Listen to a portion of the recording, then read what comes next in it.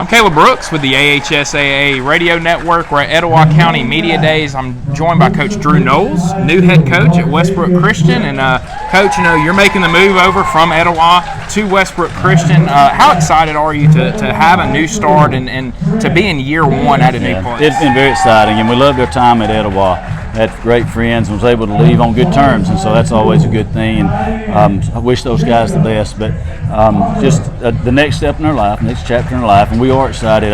My family's happy. My son has fit in. They've loved on him and done a great job. He's an upcoming junior, and so we're excited about the fresh start.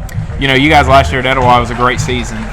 Defensively, it was just unreal. Yeah. What was it that made everything click on that side of the ball? Coaching is all. No, no. We had great players, and then they learned how to practice. The first several years that we were at Etowah, we didn't really know how to practice, and we got better at practicing. And our coaches did a great job of getting the game plan. And then we got to where, when we first got there, all we did was we reacted to what the other team was doing, and then we started. We got to anticipate. And so pre-snap, we had an idea what the other team was going to do, and our guys learned to do that. By Wednesday, they had a pretty good idea. So good. Our coaches did a good job. Our defense staff did a great job. We had great players. You got the opportunity to coach DeRicky Wright, who just committed to Ole Miss. What was it like having a player like him to coach? And tell us just a little bit about him from a coach's perspective. Yeah, and he's also in my youth group, which is awesome too. And so I get to see him off the field in church and all that too. So that's been really awesome to see. But Ricky's a great kid, he's humble, and I think he's got a chance to do some really, really good things. And so I think he scored 5 or 6 defensive touchdowns last year for us. His 10th good year, he was our starting quarterback, and could have done some great things for us at receiver, but we had great receivers already. And so just very, very unselfish kid, and the kid, everybody, you don't get to coach that kind very often. Just great athlete, but great kid. This event here is the first time that Etowah County has done this. Talk about this event and just how big it is. Didn't know what to expect. Had no idea what was going on, and I think it's something that can grow and can be. People are kind of ready for football, and then the weather we have today, it's in the 70s tonight. Kind of feels like football. So it's been a great event. It's going to be a new year for you. It's new for the players as well to kind of get used to you and get comfortable for you. What are the challenges entering a place in year one and trying to get that familiarity? Yeah, the biggest challenge, we had 4 days of spring training, and those were all in shorts.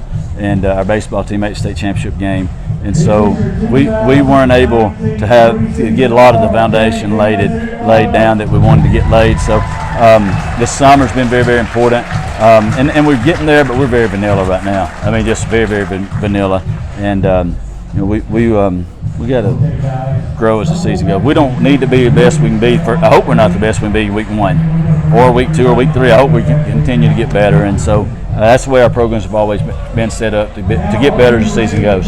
How excited are you to put the pads on and to see what your team looks like? That's kind of weird. I guess we've always been different. Last year we wore pads 1 day in practice. The year before that we wore pads 1 day in practice. Don't like pads. We don't practice long. We do our best to get them on the field 80 to 90 minutes and get them sent home. Practice with a lot of reps, but we've done that for a long time. I think the fresher you are at the end of the season, the better you are. Last year, the Friday, the first week of practice, the only time we wore pads for about an hour. The rest of the time we wore shells. We would practice in shells some, but to get them out there with this group, because we don't know as much about them, we probably have to go a little more than that. But we continue what we're doing this time of year on into regular season. That's interesting to me. That you don't practice much in pads and don't put as much as the physicality into practice. We don't ever hit, but our kids are always physical. That's what I was going to say. But they're fresh and they know what to do. And I think if you know what to do, you play fast. Now the thing is, they all know this: if they don't practice, play hard in the game, the next week ain't going to be fun at all. And they don't understand that. And then you can go back to any team since I've been a head coach. I can handle getting beat, but don't lose a game. Don't be sorry, and and you better give great effort. And if you do that, we're going to take care of you. And so as a reward, we get them home. I want them to go home. I like going home to my wife. That's my favorite part of the day, turning in my driveway.